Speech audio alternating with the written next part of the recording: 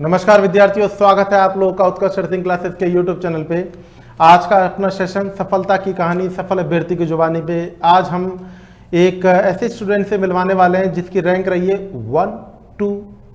123 मतलब 123 रैंक वाले student Pradeep ji from West Bengal से आज मैं आप लोगों को इंट्रोडक्ट कराऊंगा, जिन्होंने अपने शॉर्ट ड्यूरेशन के अंदर अपनी सफलता का जो फाइनल डेस्टिनेशन था वो प्राप्त किया। नॉर्थ सेट 8 के अंदर अपनी बहुत अच्छी रैंक के संग में और सफलता प्राप्त की। तो welcome to mister Pradeep Karmakar ji, congratulation to you. सबसे पहले आपके लिए कॉन्ग्रेचुलेशन, पूरे उत्कर्ष परिवार की तरफ से कॉन्ग्रेचुलेशन बेटा। Thank you so much sir ji. Sir सबसे पहले आपको बहुत बहुत बहुत प्रणाम सर। धन्यवाद बच्चों। शुक्रिया सर। आप उत्कर्ष से जो फैकल्टी है सर बहुत बहुत बढ़िया है सर। मैं मतलब क्या बताऊं सर, उत्कर्ष के हर एक सर से मतलब जितना मोटिवेशन मिला है सर, उस मोटिवेशन के चलते सर मैं आज शायद इस जगह पे हूँ सर। बेटा सबसे पहले जो अपने होते हैं ना, सबसे पहले अपनी जिंदगी के अंदर होते हैं अपने माँ बाप। तो मैं ये कहना चाहूंगा कि अपने ड्रीम की सबसे बड़ी सफलता अपने माँ बाप को दो, फिर अपने गुरुजनों को दो, और उसके बाद में मैं आपको दूंगा आपकी सफलता के आपने इतनी अच्छी मेहनत की। तो बच्चों दो वक्त अपनी मतलब आपकी सफलता के अंदर आपके पेरेंट्स का कहाँ तक योगदान था, मुझे प्लीज बच्चों को ये बताएं थोड़ा सा। सर मेरे माता पिता जी बहुत बहुत बहुत ही ज्यादा हेल्प किया। मतलब सर मैं जब पढ़ाई करता था सर, मेरे माता जी हमें कोई काम नहीं करने देता था। हर एक टाइम सर वो हमें हर एक का कुछ मतलब प्रोवाइड कर देते थे सर। बहुत बहुत ही ज्यादा माता पिता ने बहुत ज्यादा रोल है इस जर्नी में जैसे सर। आपका रिजल्ट आया आपके माँ बाप को आपने बताया, तो उनकी चेहरे की खुशी को व्यक्त कर सकते हो आप सर इस जगह पे? उनका खुशी का कोई ठिकाना ही नहीं था सर। मतलब मम्मी तो जैसे कि जस्ट रो पड़ी थी सर। मतलब वेरी गुड। क्या बताऊं सर, मैं मम्मी के आंखों में जो आंसू और जो खुशी के मुंह में आंसू। जो हंसी था ना सर। Very good. मुझे खुशी इतनी के आंसू ये और जो इस हंसी था ना सर, वो मेरे मेरे लाइफ का सबसे बड़ा अचीवमेंट था सर। वेरी गुड, यही मैं सुनना चाह रहा था। वो लाइफ का सबसे बड़ा अचीवमेंट होता है जब आप अपने माँ बाप को अपने वजह से खुशी के आंसू देते हैं। वो इतना मतलब इतना बेहतरीन पल होता है, वो इतना बेहतरीन पल होता है जिसकी कोई भी कल्पना नहीं कर सकता है डेफिनेटली। तो मुझे बहुत अच्छा लगा जी कि सर। अब आपने अपने माँ बाप का सपना पूरा किया। उन्होंने जो लंबे समय से स्ट्रगल किया, 12th की, उसके बाद में आप लोगों को डिग्री डिप्लोमा करवाया, और उसके बाद डिग्री है बेटा, डिप्लोमा है आपकी? सर डिग्री है सर। डिग्री है। तो डिग्री कंप्लीट करने के जी बाद सर। में जो उनका जो पेशेंस रहा कि हाँ ठीक है अब भी इसको पढ़ने दो, उसको कोई काम की कहने की जरूरत नहीं, कोई परेशान करने की जरूरत नहीं, कोई इकोनॉमिक बर्डन डालने की जरूरत नहीं है, कोई कमाने की जरूरत नहीं है, पहले लाइफ सेटल होने दो। और उनकी लाइफ आपकी वजह उनकी वजह से आपकी लाइफ सेटल हुई। तो मैं बोलता हूँ 90% जो योगदान रहा है वो सबसे, मेरी नज़र में तो सबसे पहले माँ बाप का रहता है बच्चों। एम आई राइट और रॉन्ग? बिल्कुल सेकेंड नंबर बिल्कुल पे सर। बेटा मुझे ये बताने की कोशिश करो कि आपका नाम मैंने शपथ नाम के स्टूडेंट से भी सुना था जो कि वेस्ट बंगाल से थे, और उनका इंटरव्यू मैंने कल ही परसों ही लिया था, शायद तक आज ही लिया था। तो आप दोनों ने जैसा उन्होंने बताया, तो उत्कर्ष को ज्वाइन करने का उनका दिमाग में आइडिया कैसे आया? क्या बात चली एकदम से कि उत्कर्ष ज्वाइन करना चाहिए? सर इस मतलब एक एक्चुअली सर हम लोग एक साथ ही कॉलेज में पढ़े थे, और हम लोग का मतलब एक साथ हम लोग कॉलेज का हॉस्पिटल भी ज्वाइन कर रखा था। जी। फिर उसके बाद सर हम लोगों ने पहले ज्वाइन किया था। फिर उसके बाद हमें मेरा एक फ्रेंड है, इनामुल नाम का एक फ्रेंड है, वेरी उन्होंने गुड। पहले पहले उत्कर्ष के बारे में बताया हुआ था कि उत्कर्ष है, उसमें हम आप लोगों को पढ़ाया जाता है, नॉर्थ सेट के बारे में आपको जानकारी दिया जाता है, कैसे पढ़ना है, कैसे उसको अचीव करना है, ये सब के बारे में। तो उसके बाद हमने हमारे कम से कम 5-6 दोस्त थे, हम लोगों ने सबको बताया कि हम लोग जैसे कि 6 महीना हो जाएगा, उसके बाद हम लोग उत्कर्ष से हम लोग कोचिंग लेना स्टार्ट करेंगे, अच्छा। ताकि हम लोग कहीं कुछ अच्छे जगह पे पहुंच सके। आई थिंक आप उस समय तो सर उसके बैंगलोर में बाद थे, उस समय आप बैंगलोर में स्टडी कर रहे थे, राइट ना? हाँ जी सर। जी वेरी सर, गुड। हम लोग वहाँ पे बैंगलोर में काम कर रहे थे, बैंगलोर में आप काम कर स्टडी रहे कर थे, रहे थे। और आपने फिर वहीं से सोचा कि हमको उत्कर्ष के अंदर ज्वाइन अप करना चाहिए। तो उत्कर्ष के अंदर आपने ऑनलाइन बैच ले रखा था या आपने भी ऑफलाइन लिया था?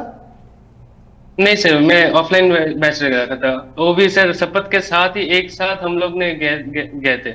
Very good, offline. बहुत बढ़िया। तो आप दोनों वहाँ पर गए, अपने अपने को तैयारी करने की कोशिश की। जैसा कि मुझे दिख रहा है प्रदीप, थोड़ा सा आप नर्वसनेस रहते हैं, तो एग्जाम के टाइम पे नर्वसनेस आपको बहुत हैवी पड़ी होगी आई थिंक। एग्जाम के सर टाइम पे अभी बहुत आप ही कितना ज्यादा सर, नर्वस हो रहे हो? मतलब मैं उन स्टूडेंट्स में से हूँ सर कि सर वो जो एंजाइटी वाले स्टूडेंट्स है ना, मैं उस एंजाइटी वाले स्टूडेंट्स में हूँ सर। कोई बात नहीं, मतलब इससे कोई फर्क नहीं हर पड़ता एक है। एग्जाम से पहले मेरा बहुत ही ज्यादा एंजाइटी में मैं रहता था सर। एग्जैक्टली मैं यही जानना चाह रहा हूं कि जब आपको भयंकर एंजाइटी होती थी उस टाइम पे आप क्या करते थे विद्यार्थी? मैं सर सच बताऊं तो सर मैं सबसे पहले शपथ को फोन कर लगाता था कि अच्छा। भाई मेरे को ये हो रहा है, वो हो रहा है, ये हो रहा है। और मेरा एक और फ्रेंड है, वो अभी करंटली अभी भुवनेश्वर एम्स में काम करता है। जी। वो भी मेरा ही हम लोग का कॉलेज से ही सबसे पहला बंदा है जो एम्स ज्वाइन किया कर रखा था। तो उनको भी मैं फोन करता था, वो भी बहुत ही ज्यादा हेल्पफुल था, वो बहुत ही ज्यादा मोटिवेट करते थे। फिर कभी कभार मैं हम लोगों के उत्कर्ष के मुकेश सर को भी मैं फोन कर देता था कि सर हमें सर ऐसा ऐसा हो रहा है सर। वेरी गुड, बहुत अच्छा लगा। तो सर बहुत ही ज्यादा हेल्पफुल सर हर एक टाइम में मैं जब भी फोन किया था मुकेश सर को, सर हर एक बार फोन पकड़े थे, हर एक बार मुझे समझाए थे कि कुछ नहीं है, आपको बस काम रहना है, आप बहुत ही अच्छा पढ़ रखे। बहुत ज्यादा हेल्प किया था सर ने। टीचर का एक ही कर्म होता है, टीचर का काम सिर्फ पढ़ाने का नहीं होता है, टीचर का काम होता है बच्चों को विपरीत परिस्थिति में संभालना भी। तो आपके हिसाब से हम बिल्कुल सर। जो उत्कर्ष की टीम है वो आप बच्चों को point to point time to time संभालती भी है, अगर कभी बच्चों को जरूरत हाँ पड़ती है सर, तो बिल्कुल डेफिनेटली सर। बात भी करती है। बहुत बिल्कुल बढ़िया, सर। बहुत अच्छा लगा। कितने घंटे बेटा पढ़ाई करते थे हम्म रेगुलर आप? सर ऐसा तो कुछ मतलब मैं कुछ मान के नहीं चलता था, जितना मन हो सका, जितने जितने टाइम मुझे थकान नहीं हो जाता तो मैं पढ़ लेता था बहुत सर। अच्छा। एक सफल अभ्यर्थी की कहानी के अंदर अगर हम बात करने की कोशिश करें, मैं एग्जैक्ट परफेक्ट आंसर यही बोलता हूँ कि अगर किसी से पूछा जाए आप कितना घंटे पढ़ाई करते हो, तो वो बोल ही नहीं सकता, वो नाप ही नहीं सकता, क्योंकि पढ़ाई मिजरेबल अमाउंट नहीं है। आपसे अगर पूछा जाए कि आप कितना पढ़ते हो, भाई मैं एक विद्यार्थी हूँ, मेरा काम सिर्फ पढ़ने का है, अब मुझे क्या पता मैं कितने बिल्कुल घंटे सर। पढ़ता हूँ। तो यही एक परफेक्ट आंसर होता है। आपने जब उत्कर्ष ज्वाइन किया उसके बाद में आपका रूटीन कैसे रहता था? आप डेली का डेली कवर अप करते थे या फिर उसको पेंडिंग छोड़ देते थे? नहीं सर, अपने उत्कर्ष में सर जैसे कि सर एक दिन में हम लोग का 6 घंटे का क्लास लगता था, दो दो से लगा के 8 बजे तक। वेरी तो उस गुड। टाइम में सर लोग जितना कुछ पढ़ाते थे वो पहले बात तो घर पे आके रिवाइज कर लेते, और उसके ऊपर जितने भी टॉपिक का पढ़ाया था उनका सभी का वो एक बुक से हम लोग क्वेश्चन वगैरह कर लेते थे सर। अच्छा, तो फंडामेंटल ऑफ नर्सिंग में दिक्कत नहीं आती थी? फंडामेंटल तो नर्सिंग बहुत अलग सर सब्जेक्ट है। ओ सर बहुत ही ज्यादा दिक्कत आता, लेकिन सर क्या बताऊं सर, आपसे जब मैं क्लास ले रखा था सर, मतलब आपने इतना बढ़िया तरीके से और इतना अच्छे से पढ़ाया था सर, मतलब हर एक चीज इतना अच्छे से समझाया था, मतलब एक डल स्टूडेंट को भी सर अच्छे से समझ में आ जाए कि हाँ ये चीज है क्या। तो मैं तो ये मानता हूँ कि मेरी क्लासेस के कंसेप्ट को तो वही सीख सकता है जो कि आत्मीयता से मेरे संग में जुड़ेगा। वो चाहेगा कि मेरे कंसेप्टों को जब भी पकड़ पाएगा, क्योंकि मेरे कंसेप्ट क्या है, काजू बादाम है, वो नॉर्मली हर कोई नहीं पचा पाता है। सही है गलत है मेरे बिल्कुल सर, कॉन्सेप्ट? आप मतलब हर एक चीज को एक एक चीज को ना इंटरकनेक्ट कर लेते थे सर, मतलब ये चीज इससे कनेक्टेड है। और एग्जाम वो में क्या बहुत ही आता अच्छा है? समझाते थे सर। एग्जाम में भी तो यही आता है ना, एग्जाम में हमेशा हाँ इंटरकनेक्ट बिल्कुल चीज है। सर। हाँ आजकल बिल्कुल वो सर, जमाना बिल्कुल। गया जब अपन वाइटल साइंस पढ़ते थे, वो जमाना गया। आ जाते हैं वाइटल हाँ साइंस भी सर, आते अभी हैं, नॉर्थ बेसिक भी आता है और अभी ब्रॉड भी नॉर्थ आता सेट है। भी सर आजकल बहुत ज्यादा ट्रिकी क्वेश्चन करते हैं सर। ट्रिकी क्वेश्चंस के लिए ट्रिक स्टडी, और ट्रिक स्टडी मतलब बिल्कुल उत्कर्ष सर। पढ़ना।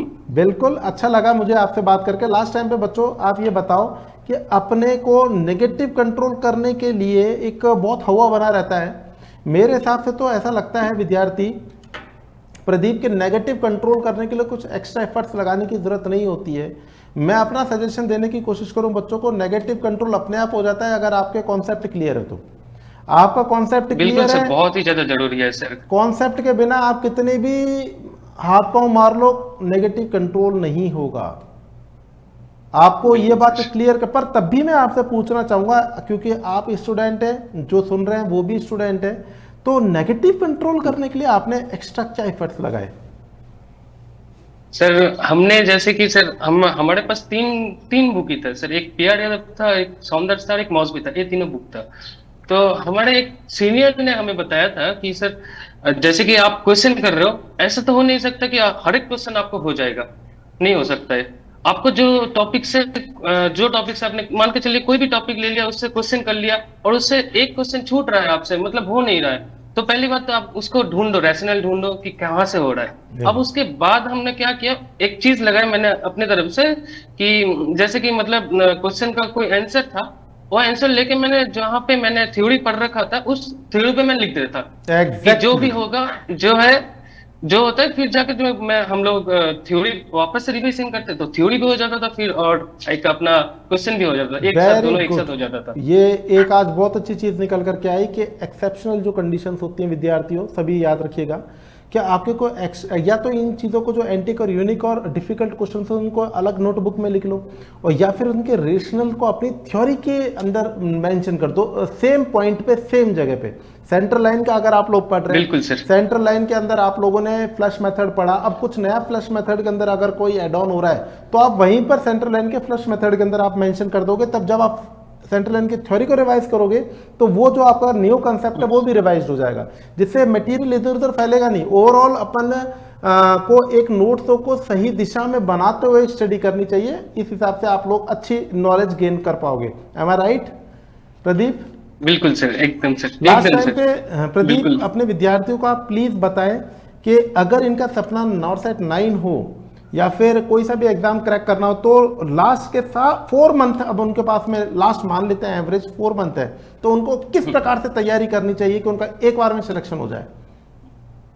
सर, पहली बात तो सर अपने को थ्योरी बहुत अच्छे से पढ़ना है सर। ऐसा थ्योरी पढ़ना है कि सर अपन को कोई भी क्वेश्चन दे दे कि आप एटलीस्ट टच कर सकते हो उसको, आप उसके पॉइंट तक पहुंच सकते हो कि हाँ, ये कुछ कोई क्वेश्चन आया, इसका मीनिंग उतर रहा है।